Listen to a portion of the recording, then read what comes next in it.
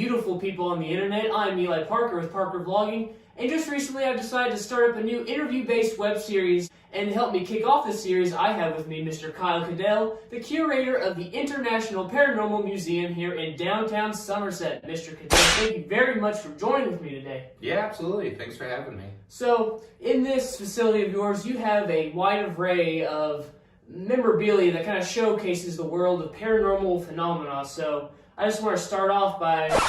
Well, actually, first, there's something that poked my curiosity earlier. I noticed on the back of your leg you have a flamingo tattoo.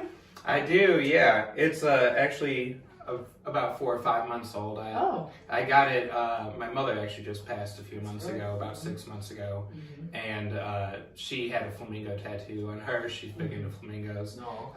And so after she passed, we had the tattoo artist that did most of her tattoos do this one for me, like kind of in honor of the one that he did for her. So. Is it just a flamingo, or were there other details on it? It's flamingo, and it says mom, and it has like the classic heart, like it's a combination of the flamingo and the mom tattoo, you know, so. Is that your first tattoo, or do you have others? No, it's my second tattoo. I have a Kurt Vonnegut literary-based tattoo here. Oh, dang.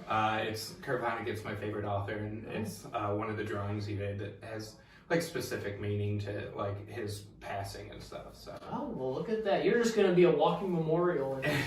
Already are, I guess. But anyway, going back to the museum, first I just want to ask you, what aspect of the paranormal phenomena that you feel drawn to the most? Well, you know, I've been in this for a long time. I've been interested in kind of the paranormal and the weird for basically my whole life, you know. But about 18 years ago, we started ghost hunting, me and some of my friends, and that was in response to some of the shows that were out and stuff like that. So that was really where we had our in at, or I had my in at the idea of like paranormal investigation, meaning ghosts, which are the spirits of people that were living.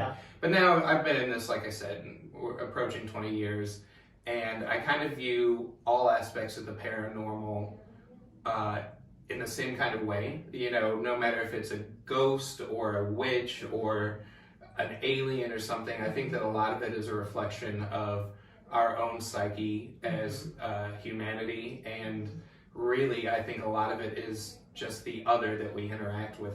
I honestly kind of believe that a Bigfoot and a ghost and an alien could all be the same intelligence, just showing itself to us in different ways, whichever way we're more interested in seeing or can, you know, process a little bit easier. So I kind of think of it all as just reality, you know, and what the fringes of reality, and what, like, the easiest way to tell what something is by identifying what isn't it. You know, like, the picture we paint of reality is painted by, okay, we see a Bigfoot, so that's not reality. So that gives us a more defined line of what reality is, you know? And so it's really interesting to think of the more of these outliers that don't seem to fit in with your reality show up, the more defined the picture of what we think reality is. So would you be an advocate for this saying reality is what you perceive of it? Say someone says they saw Bigfoot, and instead of saying like, oh, like, no, Bigfoot's not real, you would be like, oh, I believe you saw Bigfoot, and so to you, he's real, you know? Yeah, absolutely. I definitely think that there are some objective things, like, obviously a big part of reality is objective, of what we perceive as everyday reality. You know, the scientific method is something that is objective and can repeatedly verify some things, but not everything in life fits into that. You know, emotions aren't something that are verifiably like depicted in like a scientific method, as well as some of the folklore. And folklore is not always meant to be literal fact for fact. It's meant to portray more of an idea of the picture instead. You know, for instance, we live obviously in the Milky Way galaxy, but when we see that cloudy thing, we call that the Milky Way up in the sky. And we call it cloudy and milky because of the Romans. And that's kind of the idea that we were given to describe it, which is perfect for us, you know. But the other civilizations haven't thought of it like that. There's a Cherokee myth, actually. I forget the word that they use for it, but basically it means where the dog went is what that cloudy stuff is.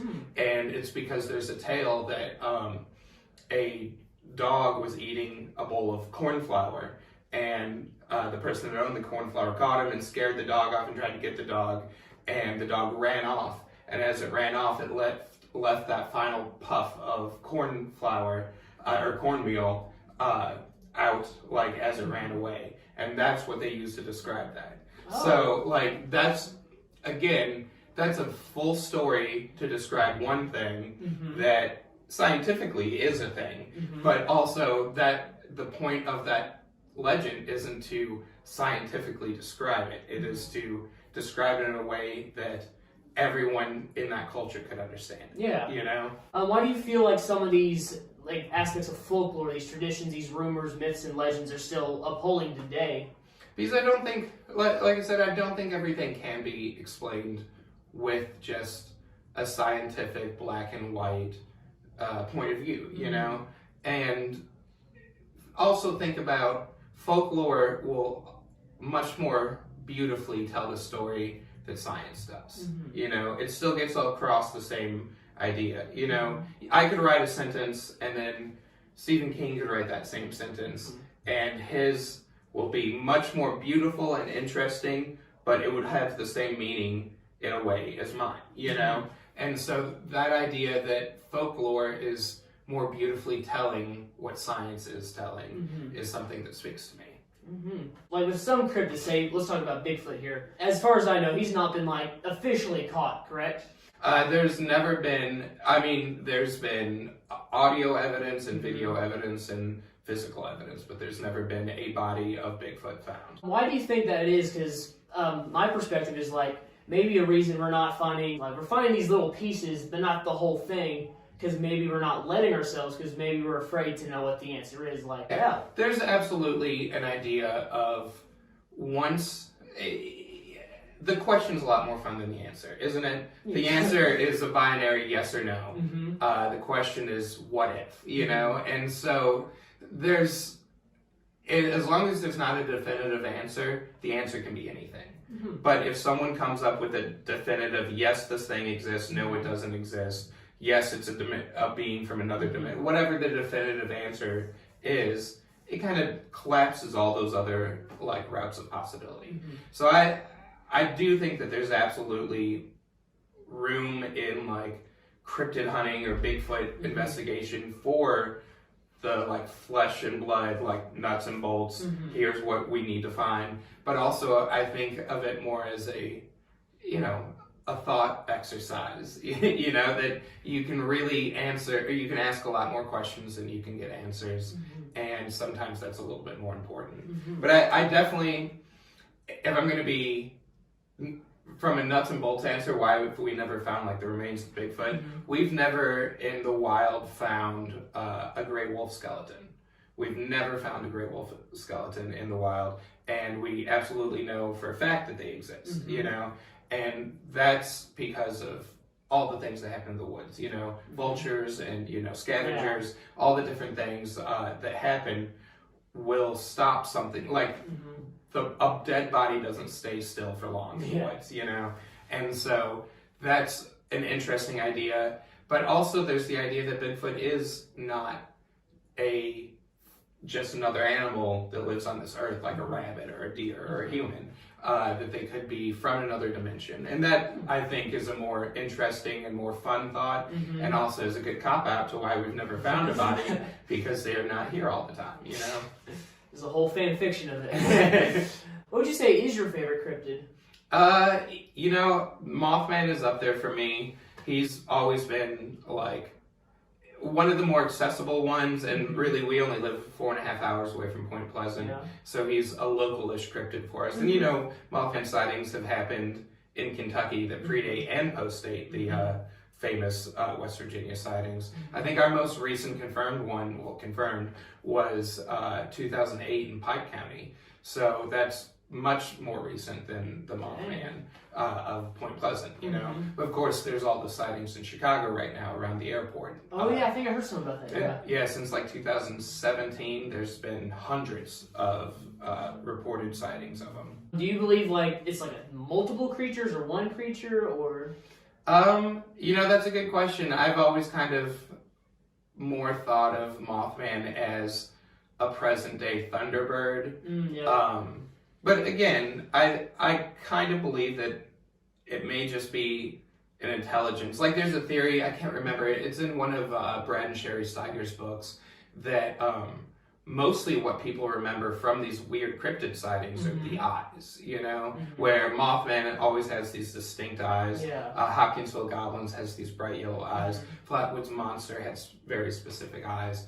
And so there's a theory that they are from another dimension. Not only are they from another dimension, but they're only projecting into our dimension. So that the Mothman, like, some people said that he didn't have arms, some people said he did have arms, and like no one really described his feet really well, you know. People, even Flatwoods Monster, they said that it was like hovering and there wasn't like really a bottom to it.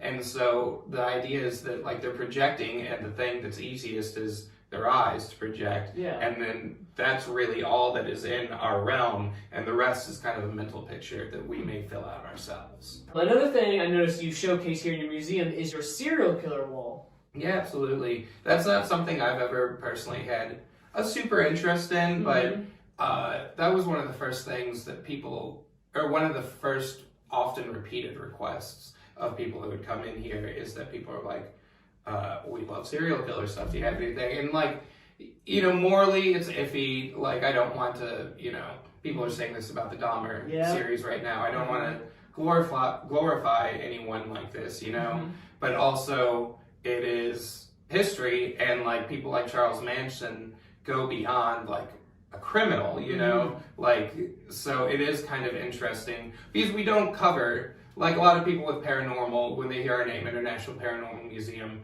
a lot of people think paranormal equals ghosts. And you know, I use it in a much wider, like anything that's out of the normal, you know? And serial killers would definitely fit that description.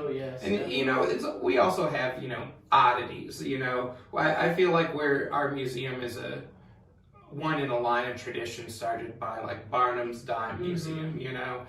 To where we're showing things that aren't always paranormal, but they are related, and like we have death stuff, we have a wicker casket from the Civil War and stuff like that, and I think that that's the same kind of idea, you know. It's a lot of the same interest, but yeah, we have, you know, several different serial killer things. I've gotten into it a little bit more since we started collecting. But the weirdest thing, grossest thing we have in the museum, period, is we have toenail clippings from Charles Manson up on our serial killer wall. And how did you acquire that exactly? So I got those from I got those from a collector that got them from a female fan that Charles Manson had correspondence with while he was in prison. And so obviously he doesn't have much, so he sent her toenail clippings and beard clippings in their correspondence. And then shortly after his death, she like kind of just got rid of it, and a couple of letters that they had between each other and stuff. But I was lucky enough to get the grossest thing possible. Lucky, that's the word. And so, just going back to your museum in general, I hear that the 5th anniversary is coming up? Yeah, absolutely. We opened October 14th, 2017. So we are just about to hit our 5-year anniversary, which is pretty ridiculous, you know. It also almost seems like a cheat that about half of our time has been during a pandemic. Yeah. You know, that's just made the time fly by. Oh, no, definitely. But we're going to go slow, debatably. Yeah. Some aspects of it. But yeah, you made it through 5 years, and kind of fun. Did you do it on purpose where it was like closer to Halloween to open up? Yeah, absolutely. And actually, a funny side note is we were opening up on Saturday, October 14th. I had that date chose for months, and then one of my friends, Dan, months after I chose that date, said, you know, if you opened a day earlier, you'd open on Friday the 13th. Oh.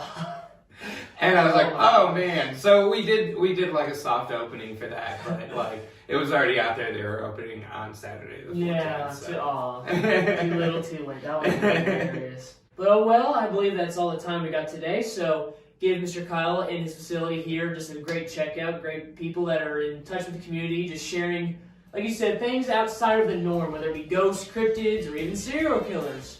Just a whole wide variety. So Kyle, thank you again for joining me. Yeah, thanks for coming in today.